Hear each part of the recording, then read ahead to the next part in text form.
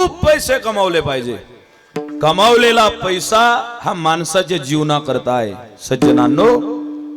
तो कमावलेला पैसा माणसाच्या कामा पडतो। खूप कमावले पाहिजे पण मेहनतीतून कमावले पाहिजे। पैसे कमावण्याकरता पांढरे शुभ्र कपडे काळे झाले तरी चालतात। पैसे कमावण्याकरता पंचरच्या दुकानावर हात काळे झाले तरी चालतात। इमानदारीचा पैसा कमवताना कपडे आणि हात काळे झाले तरी चालतील, पण एक गोष्ट ध्यानात ठेवा, बेईमानीच्या पैशानं तोंड काळं करू नका। हा तुकाराम महाराजांचा संदेश आहे।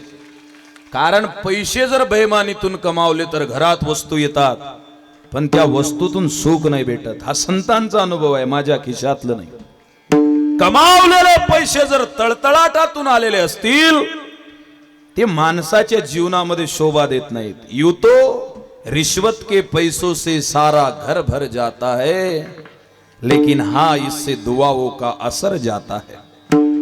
रिश्वतचे पैसे असतील, भ्रष्टाचाराचे असतील, घर 4 मजली बांधता येते, पण ज्याच्या करता घर बांधलं ते सुद्धा राहत नाही। ते मायले म्हणते पोळ्या बांधून ठेवजो, भाजी धाब्यावर घेतो न रस्त्यानं मरतो। पैसे बेईमानीचे असतील तर ही अवस्था आहे। आज अनेकांचे घर शोभून दिसतात, इमानदारीनं शोभून दिसावे, काही अडचण नाही, पण ते बेईमानीचे आहेत म्हणून अनेक ठिकाणी वस्तू असून अडचण आहे। 5-10 वर्षाच्या आधी कॉर्नर सोफा होता का आपल्या घरी? बोलत जा बिंदा, होता का? आता ज्याच्या घरी साधा लाकडीवाला होता त्याने कॉर्नर आणला। काऊन? पाहुणेले जरा प्रेस्टीज वाटते पाहुणेच्या समोर, मग ते कॉर्नर सोफे आले। हॉल मध्ये सोफा सेट, पहिले किचन मध्ये ट्रॉली किचन होतं काय, ते बटन दाबलं की टाली बाहेर येते, तरी घरचं मुंड उपाशी जाते ड्युटीवर, होतं का पहिले? हा 5G वाले आ तुम्ही विठाल।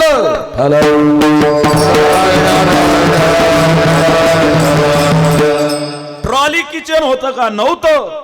सोफा सेट होता का? नव्हता। आज कोणाच्याही घरात पाऊल टाका तुम्ही, हॉल मध्ये सोफा सेट, किचन मध्ये डिनर सेट, तरी नवरा बायको अपसेट। 50 लाखाची गाडी, अरे मी पाहिलेला आहे। मी का 92 वर्षाचा बुडगा थोडी आहो, 31 वर्षाचा पोरगा मी पाहिलं। 4 वर्षाच्या आधी जर देवाच्या दर्शनाला जायचं असलं तर म्हातारा बुडा पाटलाच्या घरी 15 मिनिटं आधी जाऊन बसे। वा वा वा पाटील, काय तुमच्या बैलाची शिंग आहे? त्याला काय घेण देणं नव्हतं शिंगाईचं। पाटील काय गव्हाण स्वच्छ केली? अरे बैल काय माणसं जेवतीन या गव्हाणीत। पाटलाला लोणी लावायचा तो, आणि लोणी लावणं झालं की मग म्हणायचा पाटील जरा दर्शनाला जायचं आहे तिकडे रिद्धपूरला, 2 व्हीलर भेटीन का? मग डबल एच गाडी ज्या पाटला जोडाय तो पाटील भाव खाय पहिले। इकडून तिकडून म्हाताऱ्याला अर्ध्या तासाच्या विनवणीनंतर गाडी भेटली। म्हातारा बरोबर मोजे, आपल्या गावून रिद्धपूर किती, अर्धा लिटर पेट्रोल मध्ये बजेट बसते, बरोबर अर्धा लिटरच टाके 42 रुपयाचं। असं पेट्रोल टाकलं, गाडी सुरू केली, बुडीले म्हणे चाल बस जाऊया, डबल सीट ग लांब लांब। मग म्हातारी गाडीवर बसली की म्हाताऱ्याची गाडी सुरू।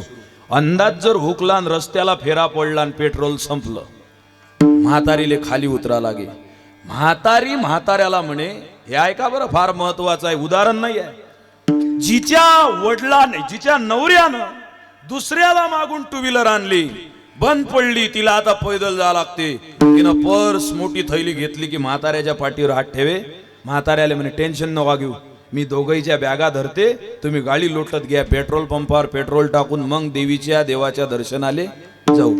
या बोर तोंड्यानं 35 लाखाची गाडी आणली बायकोसाठी, पण हे इकडच्या काचातून बाहेर पाहते, ते तिकडच्या काचातून बाहेर पाहते, आणि ड्रायव्हर मंदातल्या काचातून दोघेले पाहते। तुम्हाला झालं काय?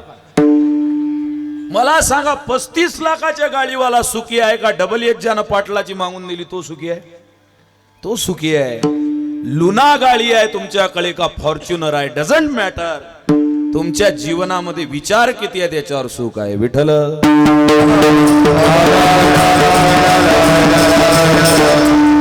पहिले घरात वस्तू कमी होत्या, पण माणसाच्या डोक्यात विचार चांगले होते, हृदयात प्रेम होत। भाऊ भावाला दिसला तर माणूस त्याला मदत करत होता। या ब्राह्मणवाड्यातल्या माणसाला जर चांदूर बाजार मध्ये गावातला माणूस भेटला तर तो त्याला म्हणत होता, बस गड्या, दोघे जण गोष्टी गप्पा करत गावापर्यंत डबल सीट जाऊ। आता गावातला माणूस भेटते, प्रत्येकाजवळ 2 व्हीलर आहे, पण त्यानं जर म्हटलं मी येतो जरा ब्राह्मणवाडा थोडीपर्यंत तुझ्या गाडीवर. तो म्हणते मी तसा फिरून चाललो, पहिले तिकडे जातो आष्टोलीले, तिकडेच मरजो तरोळ्यातनी, तू वापस न होई. वस्तू प्रत्येकाजवळ झाली, पण त्या वस्तूमध्ये आत्मीयता नाहीये. चमचे किती होते पहिले घरात? घरात चमचे किती होते? 2 चमचे होते फक्त. हे माझं निरीक्षण आहे. 2 चमचे. भाजी वाळायची असली की खोल चमचा, भात वाळायचा असला की चापट चमचा. आता घरातनी 82-86 चमचे आहेत. मला आमदाराच्या बायकोनं पराठा आणला आणि त्या नौकरानीले म्हणे बाजून, तिनं असा ते रबलाच्या दातावाला चमचा आणला. मला म्हणे महाराज हे तेल घ्या. म्हटलं ताई याचं नाव काय आहे? त्याला दात होते असे, ते दात बाहेर निघेल. म्हटलं याचे नाव काय? म्हणे महाराज याला पॅच्युला म्हणतात. म्हटलं हा चमचा तुम्ही पहिल्यांदा पाहिला? म्हणे आमचे साहेब आमदार साहेब राजस्थानला गेले कोटामधून, त्यांनी 182 चमचेचा सट आणला. चमचेची काही अडचण नाही म्हणे आपल्या घरी. म्हटलं ते मलाही माहित आहे, साहेबासंग असतात फॉर्च्युनर मध्ये 2-4, काही बातम्या देतानाही असतात आसपास. घरातले चमचे वाढले पण माणसाचं प्रेम कमी झालेलं आहे. लक्षात घ्या. आपल्या आसपासच्या वस्तू वाढलेल्या आहेत, पण त्या वस्तूचा विनियोग कुठं करावा याच्यातला विवेक हरवलेला आहे. बंगल्याशी बंगला अन बंगल्यावर बंगले, खोपटे साकारणारी माणसे गेली कुठे? केवडा कांत भोगी जिंकण्याची होई, हारताना हसणारी माणस गेली कुठे? चांदण्यापासून आता घर जपावे लागते, पंख माया वाटणारी माणस गेली कुठे? माणसाच्या सभ्यतेचा काळ सांगा कोणता कोणता? कोणत्या काळात सांगा सभ्य होती माणसे? ही अचानक माणसांची माकडे झाली कशी? झाली कशी? झाली कशी? सगळ्या माणसाले दुसऱ्या कोणा तरी माणसाले हरवायचं. प्रशांत महाराज ठाकरेले मोठा कीर्तनकार बनायसाठी दुसरा कीर्तनकार कसा कमी दर्जाचा आहे ते सिद्ध करायचा आहे. जो गायन करणार आहे त्याला आलाप गजानन बाबाला आवडतो म्हणून नाही घ्यायचा आहे. 4 गायकात एकच पठ्ठ्या कसा खतरा आहे ते दाखवायसाठी घ्यायचं. ज्याच्या आयुष्यामध्ये संपत्तीला महत्व नाही, पण त्याला शेजाऱ्यानं 1 मजला चढवला की 4 मजले चढवायचे आहेत. वाटल्यास डोक्याचा मजला खाली असला तर चालते. प्रत्येकाला रेस लागलेली आहे, याला माग टाका त्याला माग टाका. म्हणून घरामध्ये सगळ्या वस्तू भरलेल्या आहेत, पण घरातले माणसं आनंदित नाही आहेत. आणि एक गोष्ट ध्यानात ठेवा, जीवनातला आनंद हा वस्तूवर कधीच नाही. मी तुम्हाला पुन्हा एक उदाहरण देतो. 2 माणसं पेंडॉल मध्ये बसलेले आहेत. सोपं उदाहरण आहे. एक होता राजा आणि त्यानं खाल्ला भज्या, बंद झालं ते सिस्टम. आता अपडेट आहे, आता दर 30 दिवसाले व्हॉट्सअप अपडेट करा लागते. पहिले 4 तास लोक कीर्तन ऐकत, आता नगद आहे तुमचं काम. दर 5 मिनिटाले महाराजचा जर करंट गेला वाटलं तर उठून जाते. एवढा खतरनाक जमाना आलेला आहे. लेटेस्ट उदाहरण, 2 माणसं पेंडॉल मध्ये बसलेले आहेत. एकाजवळ नोकियाचा बंद पडेल मोबाईल आहे, चालू आहे त्याचा 1208 1360 रुपयावाला, आणि दुसऱ्याजवळ आयफोन आहे 1.5 लाखाचा. ज्याच्याजवळ 1260 रुपयाचा फोन आहे त्याला घरून फोन आला, हॅलो. माणसाले घरून फोन आला कसं वैक्याचं, तो 2-2 खेप म्हणते एकच गोष्ट. हा बोल बोल, समजून जायचं. घरची लँडलाईन आली याच्याजवळ, म्हणजे हॅलो हॅलो, हा बोल बोल. मग ते 1208 वाल्याची बायको त्याला म्हणे तिकडून, मोबाईल कोणता ध्यानात ठेवा बरोबर, मोबाईल कोणता महाराज? 1208 1360 रुपयाचा फक्त. हॅलो, हा बोल. तिकडून त्याची बायको म्हणे घरी जेवायला या. अरे मा मांग गडबड आहे, इकडे आलो जरा कीर्तनाची, जेवण तर इथंच आहे, इथं जेवण आहे म्हणून तर कीर्तनाले आलो. ते म्हणे नाही नाही नाही, तुम्हाला घरी या लागते जेवायला. 1208 मोबाईल ज्याच्या कानाला. तो म्हणे काऊन? तुमच्या आवडीची चुनवळीची भाजी बनवली. हा, चुनवळ्या माहित आहेत ना तुम्हाला? 5G पेक्षा अपडेट दिसून राहते. विठ्ठल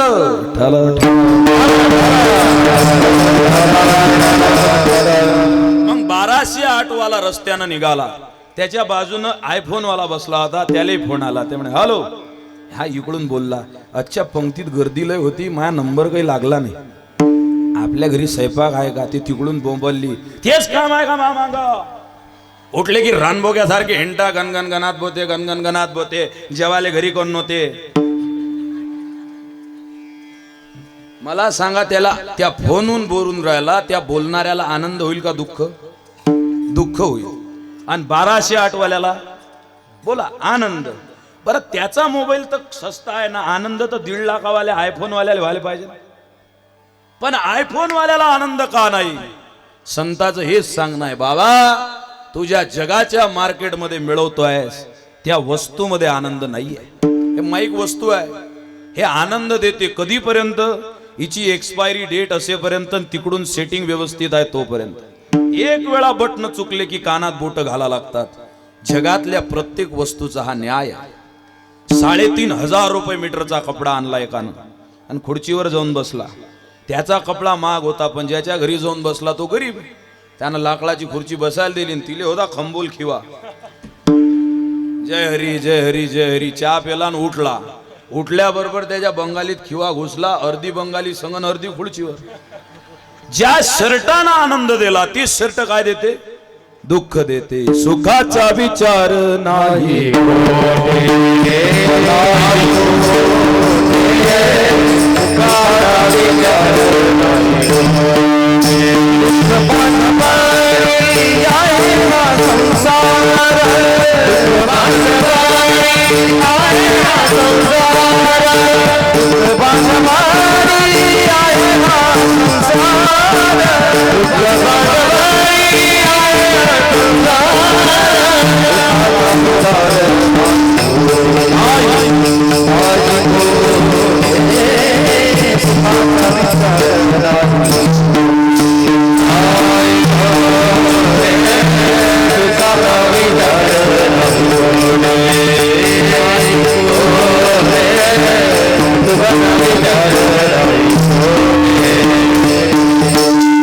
सबम दुःखम यते सर्वदा. हे संपूर्ण जग ज्या वस्तूच्या माग लागलेलं आहे त्या वस्तूमध्ये दुःख भरलेलं आहे. सुख भेटणं तो दूर, सुखाचा विचार नाही कुठे. अरे सुख नाही याच्यात नवल नाही, पण सुखाचा विचार सुद्धा नाही. विचार सुद्धा नाही. या वस्तूनं जर माणूस सुखी झाला असता, सगळे ज्यांच्या घरी फर्निचरचे मॉल आहेत ते रडत लुंगी नेसणाऱ्या महाराजकडे आले नसते. या वस्तूनं जर माणूस सुखी झाला असता, करोडो रुपयाचं वेअर हाऊस ज्याचा आहे तो दगडाच्या मूर्ती पुढे रडून रडून भगवंताला नवस करायला आला नसता. वस्तूनं माणूस सुखी होत नाही, अजिबात सुखी होत नाही, अजिबात सुखी होत नाही. महाराज आम्हाला पटत नाही. अजून ऐकून घ्या. माझं गाव आहे मूळ, खरी घडलेली गोष्ट आहे, कोण्या पुस्तकातली नाही. मोरगाव काकड. आमच्या गावचं बसस्टँड झालं असं, चोपदार महाराज बसस्टँड झालं की असा चळ आहे. त्या चळावर गाड्या चढत नाहीत लवकर. त्या गावात एक कंजूस माणूस होता. त्याला सगळे जण म्हणत, जानरा आबा किती दिवस पैसा जमा करता, थोडा स्वतःसाठी खर्च करा. तो म्हणे आता काय खर्च करू, जीवन संपलं सगळं. गाडी घ्या एखादी, बुडीले फिरवत जा, बाजारात नेत जा. त्याला ते पटलं. मग गाडी घ्याव तर चांगली घ्याव ना, वस्तू चांगली घ्याव माणसानं. चांगली वस्तू घेतल्यावर लक्षात येते की या वस्तूत आनंद नाही. टपऱ्या मोबाईल वापरला की माणसाला वाटते आयफोन वाला आनंदित आहे, तोही दुःखीचा आहे. आयफोन घ्यायचा, मग समजते याच्यातही काही पडेल नाही. विठ्ठल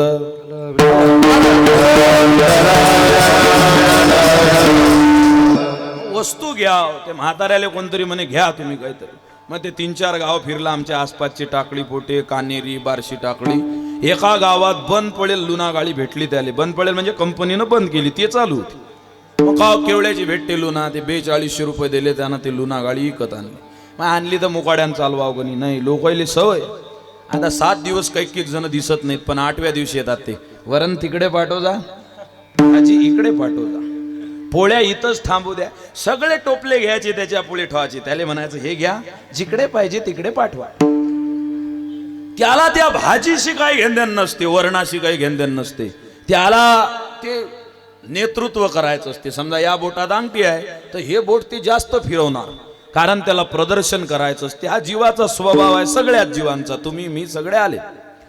त्या म्हाताऱ्यानं लुना आणली, पेढे वाटायला गेलो. बरं पेढे वाटले तर सरळ नाही ते. It's happen only in India. हे टेक्नॉलॉजी कुठं शिकले लोक काय माहिती. ते एक पेळा तोडते, त्याचे 4 भाग करते, डबल तळ हातावर त्याला गोल गोल करते, डबल असं चापट करते, त्याले दाबते मधात बोटानं, आणि एका डब्याचे 4 डबे तयार करते. घ्या पेळा घ्या पेळा.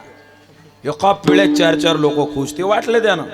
आणि लोक म्हणत म्हाताऱ्या आबाले, जानरा आबा हे पेळे खायचे. म्हणे मी लुना आणली. सगळे लोक विचारात पडले. लुना तर कंपनीनं बंद केली, आता कोणी चालवत नाही. एवढा पैशावाला बुडा आणली. सगळं गाव त्याची लुना गाडी पाहिले. बस स्टँडवर जमा झालं. यानं सुरू केली हुंग हुंग हुंग हुंग. अर्ध्यापर्यंत लुना जायच्या आधी बुडीले म्हणे बस गाडीवर. त्या बुडीले माहित होतं याची लुना आपल्याला वळत.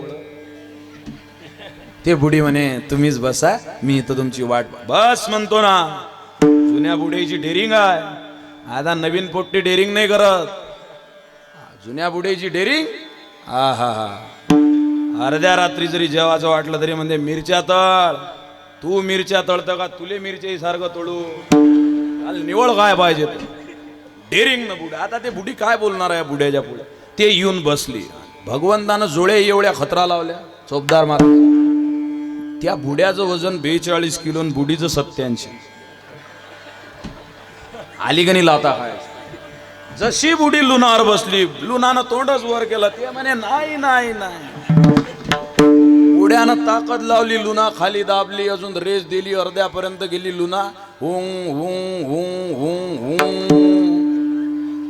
अशी लुना अर्ध्यात गेली. बस आता वरच्या टेकड्यावर जाईनच. ढोकी म्हणतात त्याला आमच्या गावात. बस त्याच्यावर चढीनच ढोकीवर. रोशन भाऊ ढोकीवर चढीनच लुना.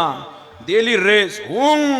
त्या लुनाची ताकद खलास झाली. बुडा म्हणे हुंग, ते म्हणे हुंग. जशी वरती गेली होती तशीच वेगानं वापस आली. इकडून बुडं पडलं, इकडून म्हातारी पडली.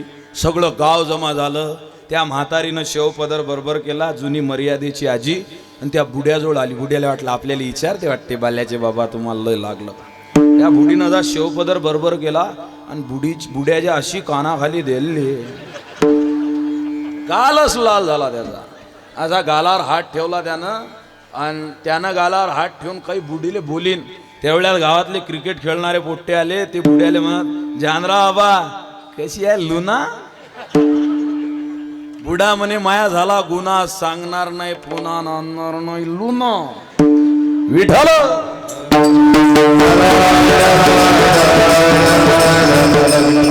ऐका, विनोद सोडून द्या. तुम्ही लुना घ्या, युनिकॉर्न घ्या, स्प्लेंडर प्लस घ्या, अजून कोणत्या असतील अपाची, R5, R7, R8, जे काही. हे सगळ्या वस्तू तुम्ही घ्या. या वस्तून तुम्ही सुखी व्हाल, पण त्याला मर्यादा आहे. याच्या पलीकडचा अमर्याद आनंद आहे. त्याला गजानन बाबा प्राप्त झाले, त्याला तुकडोजी बाबा प्राप्त झाले, त्याला माऊली प्राप्त झाले, त्याला वैराग्य मूर्ती गाडगे बाबा प्राप्त झाले. त्या आनंदाचं नाव आहे आत्मनिष्ठ आनंद. तो आनंद मिळवण्याकरता वस्तू नाही आहे.